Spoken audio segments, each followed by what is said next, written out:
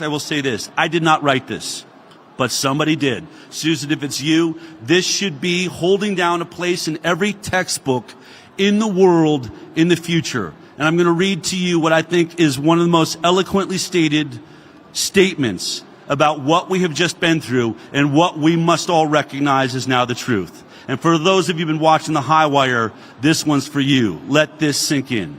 An opinion piece from a vaccinated Australian writer is what it's called. If COVID was a battlefield, it would still be warm with the bodies of the unvaccinated. Thankfully, the mandates are letting up and both sides of the war stumble back to the new normal. The unvaccinated are the heroes of the last 2 years, as they allowed us all to have a control group in the great experiment and highlight the shortcomings of the COVID vaccines. The unvaccinated carry many battle scars and injuries, as they are the people we tried to mentally break. Yet no one wants to talk about what we did to them and what they forced the science to unveil. We knew that the waning immunity of the fully vaccinated had the same risk profile as others within society as the minority of the unvaccinated, yet we marked them for special persecution. You see, we said that they had not done the right thing for the greater good by handing their bodies and medical autonomy over to the state.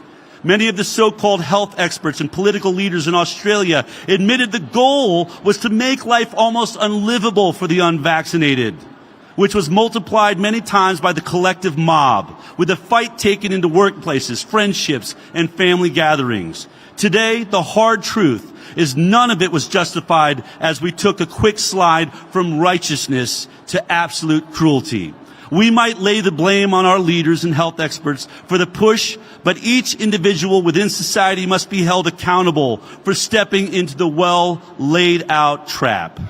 We did this despite knowing full well that principled opposition is priceless when it comes to what goes inside our bodies, and we let ourselves be tricked into believing that going into another ineffective lockdown would be the fault of the unvaccinated and not the fault of the toxic policy of ineffective vaccines. We took pleasure in scapegoating the unvaccinated because after months of engineered lockdowns by political leaders blinded by power, having someone to blame and turn to burn at the stake felt good.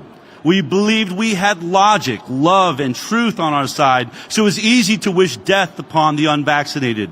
Those of us who ridiculed and mocked the non-compliant did it because we were embarrassed by their courage and principles and didn't think the unvaccinated would make it through unbroken.